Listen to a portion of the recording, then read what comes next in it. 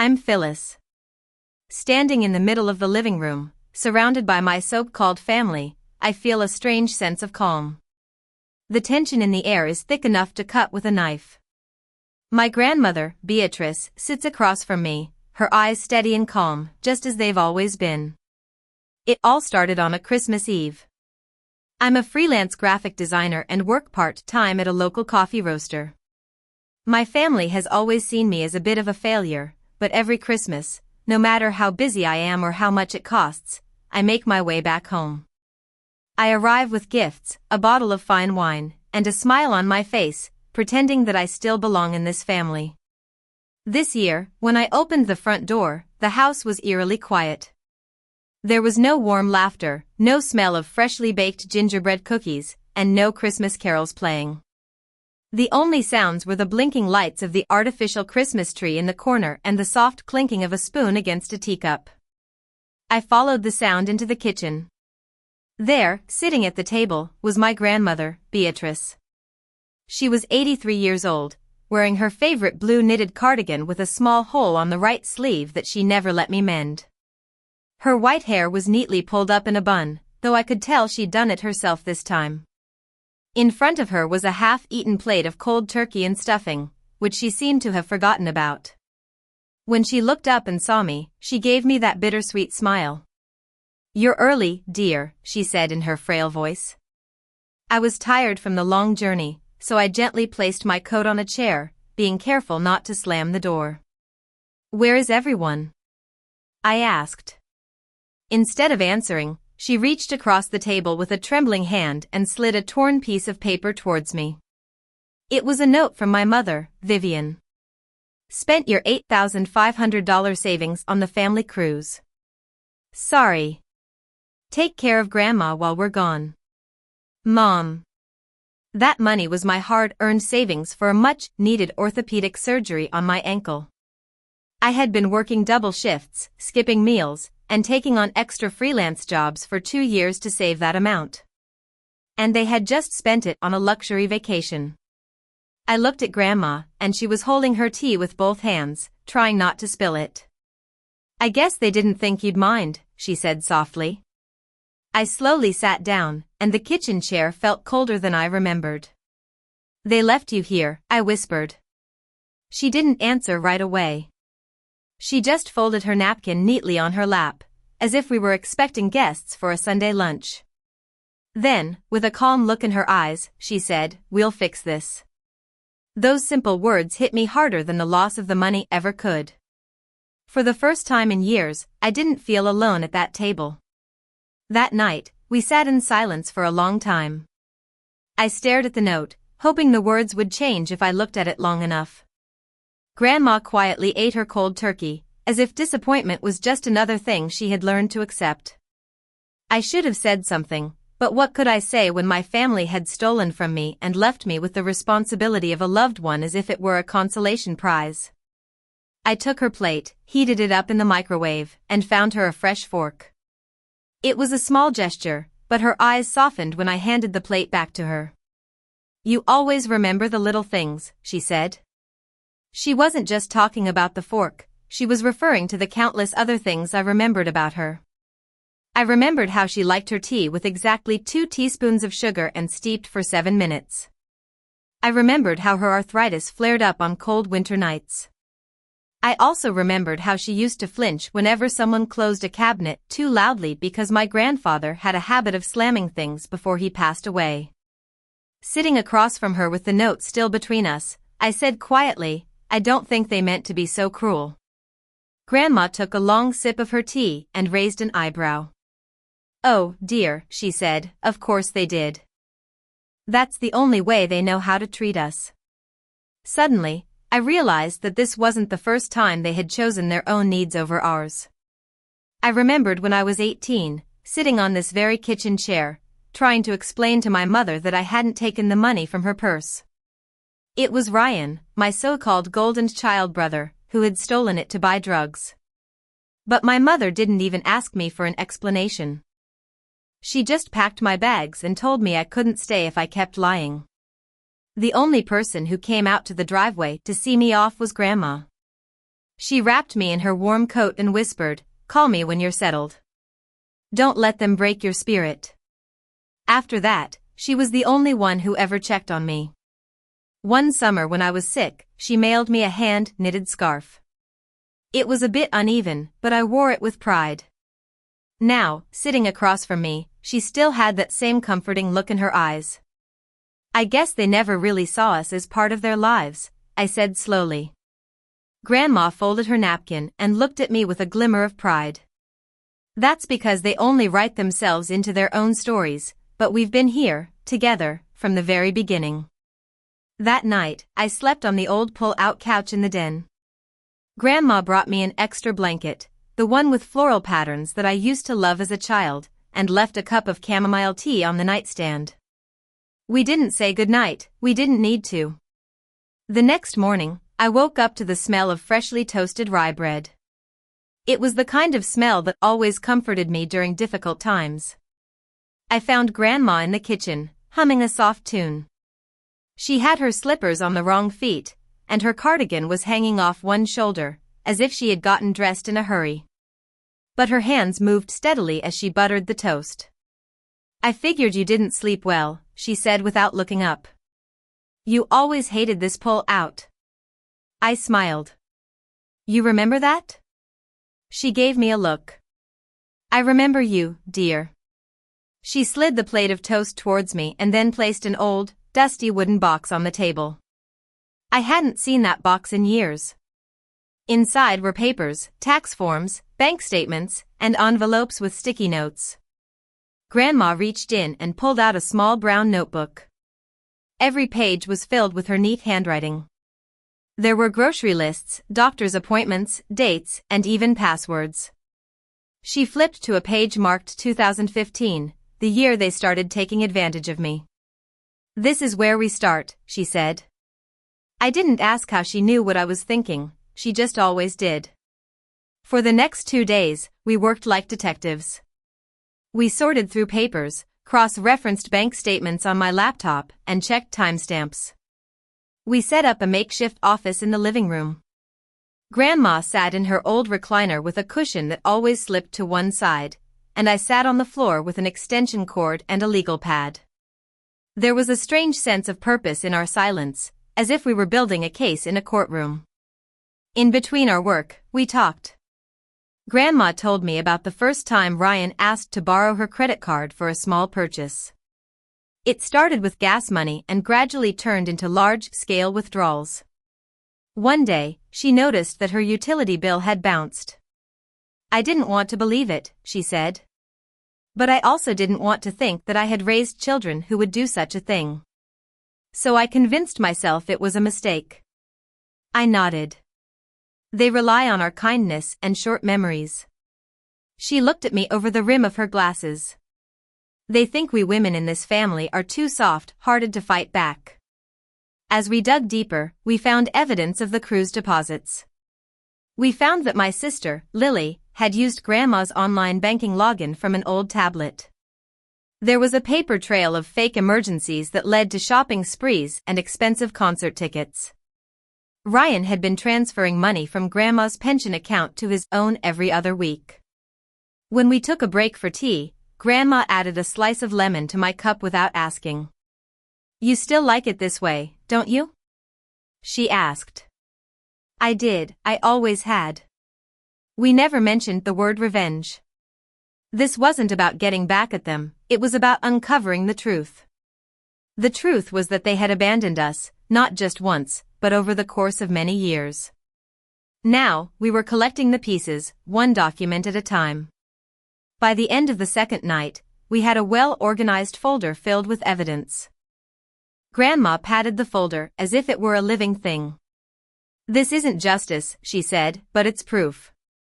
And sometimes, dear, that's enough." I knew they would come back on Sunday. Vivian never missed a Sunday dinner, even if she was the one who caused the problem in the first place. She would want to act like nothing had happened, like Grandma hadn't been left alone with just a note and an empty house. Grandma and I were ready, but not in the way they expected. There were no raised voices or angry confrontations.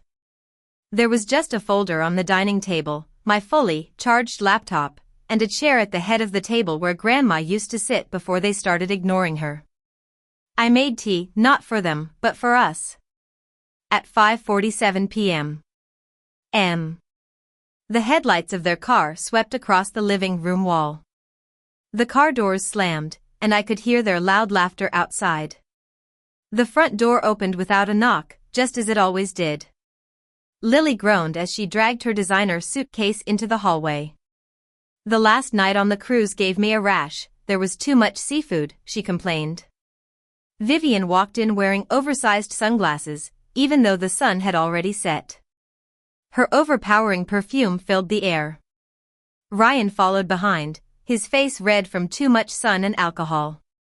He dropped his duffel bag in the hallway and headed straight for the couch. No one even glanced at Grandma. No one said her name. Vivian squinted towards the kitchen. "Did you even clean up a bit?" she asked, stepping over Grandma's shawl as if it were a piece of trash. Ryan snorted. "Where's dinner? Don't tell me you cooked." Lily sat at the counter, already scrolling through her phone. "I'm starving. Can we order pizza?" I stood up slowly. I had been waiting for this moment. "I'm glad you're all here," I said in a calm voice.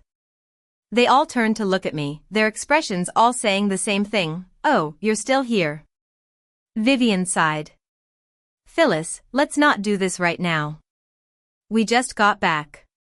I pulled out the chair at the head of the table and sat down. I turned the laptop towards them. "I think we should do it now. I have something to show you," I said.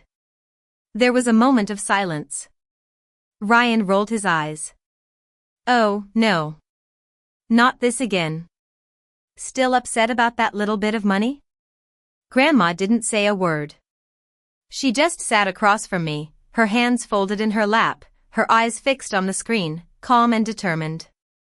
For the first time in years, she looked like the strong matriarch of the family that she once was. I clicked open the first folder, labeled Unauthorized Transactions. The room fell silent as the video began. It was a simple screen recording of a spreadsheet, showing every withdrawal from Grandma's pension account over the past 2 years. There were dates, amounts, recipients, and even the names of the stores where the money was spent. Vivian leaned in, squinting. "What is this?" I answered without looking at her. "This is where the cruise money came from." Lily laughed nervously. "You're making a big deal out of nothing." I clicked on the next tab, which was a screenshot of Grandma's online banking profile. It showed logins from a device registered to Lily's email address. There were also transactions that were made at the same time as Ryan's online purchases. Vivian's voice dropped. "Phyllis." I clicked again, and an email exchange between Vivian and Lily appeared on the screen. I used the pin she left on the fridge. "She won't notice the money missing," Vivian had written. Lily replied, "She's so naive. And who leaves Grandma alone on Christmas anyway?" The room seemed to shrink as the truth became more and more evident. I pulled up an audio file and hit play. It was the voice of Ryan's wife, Sarah. She sounded shaky but determined. "I didn't want to go on the cruise. I told Ryan it was wrong, but he said if you didn't give the money, they'd leave you to deal with it. He said you always give in. I can't cover for him anymore." "I'm sorry." Ryan jumped up from his seat. "You recorded my wife. That's illegal." I said calmly, "No, she asked me to. She's tired of covering for your greed." Vivian's lips tightened. "You little traitor. After all we've done for you." I retorted, "You mean after all you've taken from me?" I opened the last window, which was an email draft addressed to the Social Security Fraud Division, Grandma's elder law attorney, 2 local news stations, and the county advocate. The subject line read, "Formal report of financial elder abuse. Evidence attached. You have 48 hours." The silence that followed was almost electrifying. Then, Grandma stood up. She didn't show any anger, there was just a quiet determination in her steps. She walked to the head of the table and placed her hand on the chair back. Her voice was soft but carried far. I raised you 3. I took care of you when you were infants, paid for your schooling, and when I needed you the most, you left me alone to enjoy a luxury vacation with stolen money. She looked at Vivian, then Ryan, then Lily. You're lucky that Phyllis is the one asking for the money back. If it were just me, it would be a lot worse. Ryan cleared his throat and left the room. Lily started to cry, saying that she didn't know it was that serious. Vivian muttered something about the situation ruining her life. Ryan stared at me like I had betrayed him. You're not part of this family anymore, he spat. I smiled, feeling a sense of liberation. I know. They didn't believe I would actually follow through. Even after seeing the evidence in Grandma's unwavering stance, they thought I would back down. But I didn't. 48 hours passed, and there was no movement of the money, not even a single apology text. So I sent the email with all the attachments and details. At 6:13 p.m. I received a response. Case opened. Thank you for your submission. The next morning, my phone was filled with news alerts, missed calls, and angry messages. You didn't have to go this far. We're family, they said. I forwarded every message to Grandma's attorney, a tough-as-nails woman named Amelia. She didn't hesitate for a moment. By noon, formal letters were sent out, detailing the elder abuse, unauthorized withdrawals, and financial misrepresentation. The total amount owed, including interest and fees, was $30,228. 5. That evening, Vivian showed up at the door. She didn't knock. She just stood there, wearing last night's makeup and a coat that I hadn't seen in years. I brought a check for $8,500. Don't ask for more, she said in a hoarse voice. I didn't reach for it. She shoved the envelope into my hand. You're turning your back on your mother, she hissed. I stepped out, closed the door behind me, and looked her in the eye. No, I'm turning my back on a thief. 2 days later, Lily sent a wire transfer in 4 installments, spaced a week apart. Her employer had seen the news article with the headline, Family Steals Grandmother's Pension, Exposed by Eldest Grandchild. Lily begged me to take the story down, but I told her to make the remaining payments on time. Ryan was the last one. He posted a long, dramatic rant on social media about toxic family members and betrayal. It only got a few likes. Then, his wife, Sarah, left him. She called me that same night. I'm sorry it took me so long to stand up, she said. But watching you fight made me realize I don't have to be scared anymore. I helped her find a new place to live, no strings attached. By the end of 2 weeks, every dollar was returned. I used part of the money to finally get my ankle surgery. I bought Grandma a comfortable reclining chair and hired a home nurse to check on her twice a week. The rest of the money went into a joint bank account, just for Grandma and me. When I showed her the account paperwork, she stared at it for a long time. They took so much from me, she whispered, but they didn't take you. That spring, we moved into a small, 1-floor apartment. It had 2 rooms, one for Grandma and one for me. Grandma called her room the fort. She filled it with old quilts, faded family photos, and the ceramic dove that I had given her when I was 8. We went grocery shopping together. Grandma would pick out cans of soup as if they were precious jewels. Every time she found a can of my favorite peach soda on sale, she would nudge me and say, "You always loved this, even when you tried to deny it." One night, Grandma knocked on my door. She sat down on the edge of my bed. When you saw the note, she asked, "Why didn't you just leave?"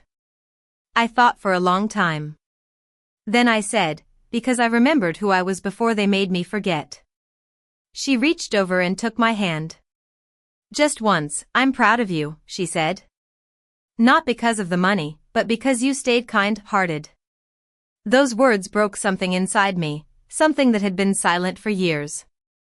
They never called again, not on.